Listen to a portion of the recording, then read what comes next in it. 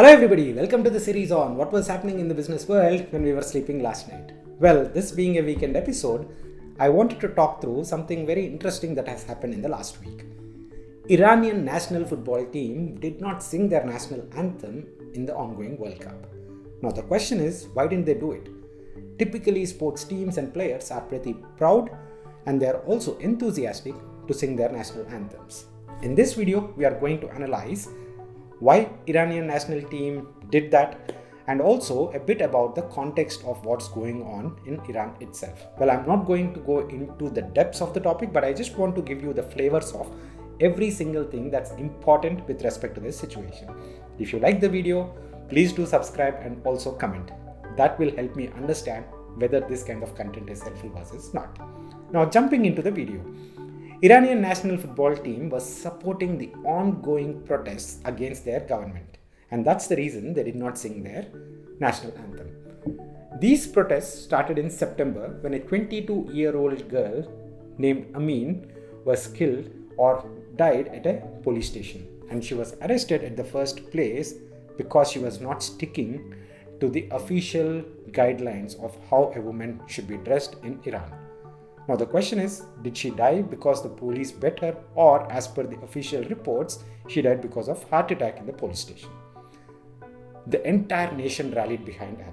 Now the question is, how come the entire nation rallied behind this one single person? If we need to understand that, let's go back and understand a bit about Iran itself. Iran, since the last few decades, has been going through recessions, inflations, and also a lot of economic crisis situations. And this has led to multiple protests over the years.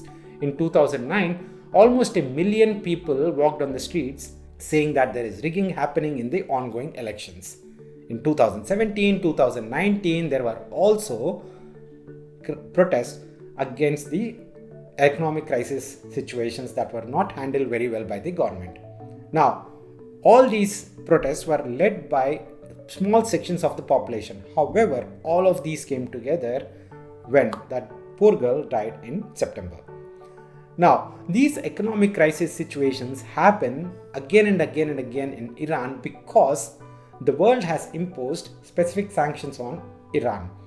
Iran being one of the richest countries with respect to their oil reserves, the world still doesn't buy oil from Iran because they have sanctions against Iran with respect to their nuclear research and nuclear weapon development. In 2015, there was a deal at place where major world countries and Iran have come to agreement that Iran will not continue with their development of nuclear weapons. At the same time, the world will lift their sanctions against Iran. Now, what does this happen? Iran can sell their oil to other countries and the world will give money to Iran because they are using their oil. Now, how does this connect with the ongoing protests?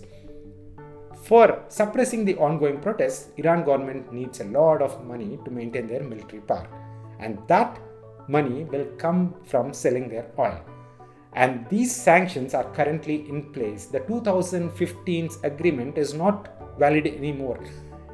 US walked out of the deal, and so subsequently Iran also went back on the word, and so the sanctions returned. Now the question is, what does the world want? Does the world want Iran not to produce nuclear weapons, so they buy the oil and give money to the government, which will lead to more suppressions, right? Or does the world support women and not give any money to the Iranian army or to the Iranian government? It's a catch-22 situation, and the world is treating this specific situation with a lot of care.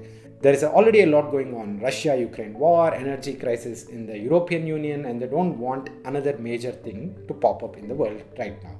And hence, they are not commenting too much. Emmanuel Macron, the French president, said that, hey, they are supporting the women and they are against the atrocities by the government, but also at the same time, he said that they are ready to negotiate a nuclear deal with Iran. So, it's a conflicting statement to say the least. There are 3 things that are in this specific situation. Number 1 is the corporate decision making. Number 2 is the geopolitical tensions that might arise because of the nuclear weapons that Iran is developing. And the third is the human rights situation. These 3 together will lead and will help us understand, hey, how Iran will develop over the next few weeks, few months and years, and how the world reacts to it. Hope this video is helpful, guys. I'll see you again tomorrow, but please do let me know if you like this kind of content versus not. Take care. Bye-bye.